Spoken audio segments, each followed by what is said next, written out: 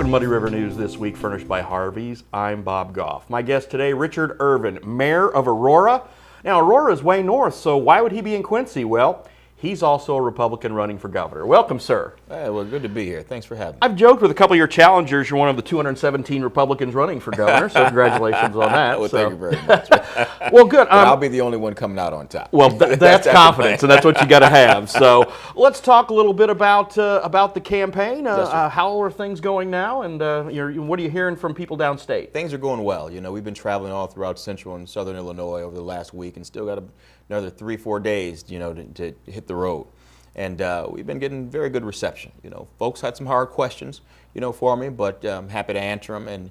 And people just want a new direction in the state of Illinois. And from what I'm hearing, people believe that, as far as Republicans go, that I'll be that person to be able to beat J.B. Pritzker come November. My family and I, we subscribe to YouTube TV, and every other ad is an Irvin ad. Wow. So my wife's like, "Who's this guy running for governor?" I said, "Honey, I'm going to be talking to him this week." So tell her I said hi. I'll do that. I'll do that. But your ads are very powerful, and obviously, crime is seems to be your top priority. Well, it's not just my top priority. It's the top priority for the folks, in the state of Illinois. Under J.B. Pritzker, crime is just spinning out of control. From the fact that he signed a crime bill that doesn't actually address crime but gives more credibility to the criminal than the victim, and doesn't take into account the hard job our law enforcement officers have to do every day, and it takes their ability away from them to do their job effectively.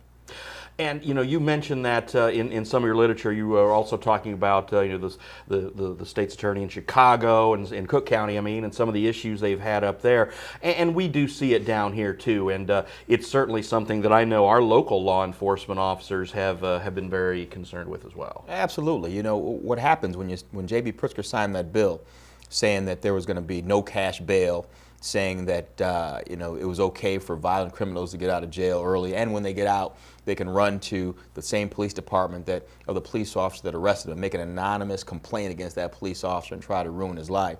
Or if they do have to wear electronic home monitoring devices in certain cases, that they actually get a vacation off of that electronic home monitoring if they have to wear it more than 70 days. They get 2 days off. Now, it's almost treating our criminals like they're children, and it's sending a message and empowering criminals not to care about the law because there's no real consequence. Of course, in your run for governor, should you come out on top in the primary, you've talked about Governor Pritzker a lot, but some of your opponents, it seems like a lot of times in this race, opponents will kind of, they'll go after each other a little bit, but then, you always want to remember what the main goal is for your party is to unseat the incumbent. Do you feel the primary process so far has been a challenge, or you feel good about your message? Where do you stand on that right now? Well, I feel good about my message because my message is real and it's true. And my message is based on what I'm hearing from residents all throughout the state of Illinois, that they're concerned about crime because it's out of control. They're concerned about taxes and spending and wasteful spending because that's out of control. They're concerned about corruption because that's out of control. And all those things are pulling our state of Illinois into the ground. You mentioned corruption, obviously. The former House Speaker was indicted, pled not guilty yesterday. Quincy has a bit of a tie to that because his longtime confidant, Mike McLean, the lobbyist, is from Quincy. So do you think that running against Mike Madigan is a winning issue, or should your campaign focus primarily on J.B. Pritzker? Well, see, all right, what Mike Madigan did was he created a criminal enterprise that functions without him even being there. And this is a criminal enterprise that he created, over decades. And J.B. Pritzker has been a part of that criminal enterprise. As a matter of fact, Mike Madigan helped J.B. Pritzker get elected to governor. And in exchange, Pritzker gave Mike Madigan's criminal enterprise $10 million to continue that criminal activity. And J.B. Pritzker said absolutely nothing about it when Mike Madigan had been accused of bribery and criminal conduct. Even after the company that Mike Madigan was involved with that pled guilty to bribery, ComEd, even when they pled guilty, J.B. Pritzker still said nothing. And ComEd was fined $250 million for their conduct. You know what J.B. Pritzker did? He gave them $750 million in tax cuts. So he said, here's your $250 million back that you had to pay in your fine, and here's $500 extra million for your troubles. I was working for state government at the time. Actually, my first tour of duty there was with the ICC, and the whole Exelon escapade was all going on during that. And I remember, listening and hearing the discussion on that, and then watching all of this come out 2 years later. It was a little eye-opening. And it's very eye-opening that this criminal enterprise and these criminal activities have been going on for so many years, and people knew about it. They had a feeling that it happened, but nobody stepped up and did anything. And now we have a leader in government that has not said anything at all, and has allowed this to happen and participated in it by funding this criminal enterprise. And I think that's wrong. And people are sick and tired of this corruption that's been plaguing our state for decades, and they're wanting to take a new direction. They want something new. They want to take our state back. What they're also sick of is the fact that we're going to be sniffing $5 gas here pretty soon.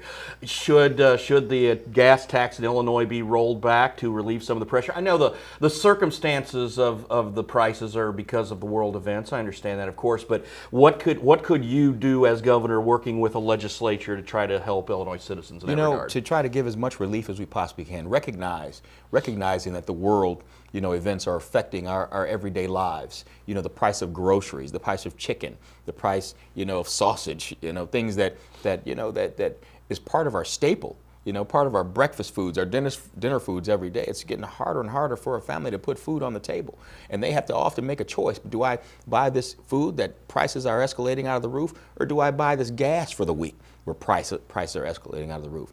And when you have to make that choice between food and gas for a family putting food on the table, it's up to us as government, the leaders in government and governor, once I'm elected as governor, to help ease that pain as much as possible, which means maybe cutting that gas tax. And of course, when you're in a border community like Quincy, it's real easy to just zip across the river and get it for 50 cents cheaper. Exactly right. And there are a lot of borders around the state of whether Missouri, Indiana, Ohio, all these states right around Kentucky, and Tennessee. So it's easy just to go to those other states that don't have the same, tax rate as we do. So we have to recognize that and be competitive, because the reality is we're competing with 49 other states, to get residents, to get people to stay here, to get businesses to come here. So we have to be in a position where, folks want to come. And last year we lost 100,000 residents. 100,000 people moved out of the state of Illinois because tax is too high, because crime is too high, because they're tired of the corruption. Businesses are leaving by the droves. The fact is, if we want to attract those people back, those businesses back, and even have more people and more businesses, we got to be competitive. Quincy dropped to its lowest population since 1930 and under the 40,000 mark. Wow. So we certainly have felt that here. Do you think that the taxes, that's the primary culprit? What other things can you do as governor to help boost manufacturing in the state? Well, there are a number of things. First, let's talk about taxes, and I'll get to manufacturing. J.B. Pritzker tried to impose the largest tax hike in the history of our state on every single resident of our state. With the graduated tax. Now he failed. He didn't get that passed across that finish line. But guess what? What he's doing now is he's raising our expenses to match this money that he says is this new income, but it's not income. It's this one-time bailout from the federal government because of COVID-19. But if you take this bailout and look at it as income and match it with our expenses, when that money goes away, what's going to happen? Our income will be down here and our expenses will be up here. He's going to come back and he's going to try to tax you again. We can't have that. If J.B. Pritzker stays in office, Illinois is going to continue to sink into its lows, and cities like Quincy will continue to lose population and dip a whole lot more under that 40,000 that you were at just a couple years ago. Now let's talk about how do you fix that? Well, we'd fix it just like I did as the mayor of the city of Aurora, the second largest city in our state. You got to expand that pie. If you got a small pie, the people that's inside that pie are going to be the ones that shoulder the burden for all the taxes. The only way to reduce taxes and take that burden off the people inside is expand it. The only way to expand it is to attract economic development, to attract new residents.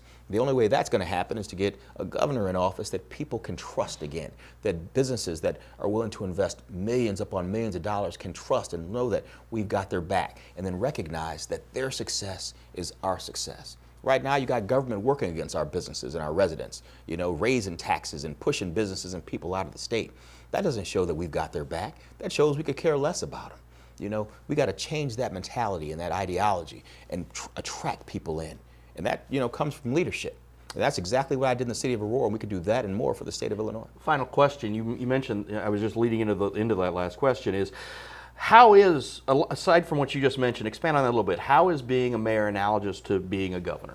Leadership is leadership. Simple as that. You know, if you're a leader, you know, you can get the job done. And, you know, folks told me when I became mayor of Aurora, there's no way that I'd be able to do the economic development that we did by filling all those. We're an old city, 180 years old with old bones, old infrastructure. We've had buildings sitting in our city empty for decades, generations, 40, 50, one up to 70 years. 70 years, this building has not had lights turned on. 120-year-old building. They made them last back then. That building is being under development right now, going to be complete with high-end market rate apartments at the end of the first quarter.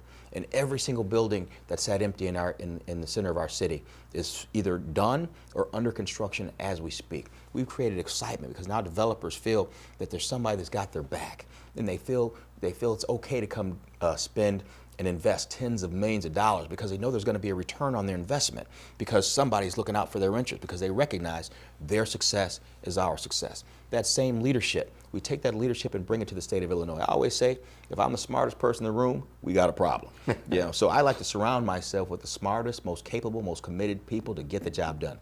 I did it in Aurora, and I'll do it for the state of Illinois. We'll do that and more. Richard Irvin, thank you for your time. Sir, thank you. All right.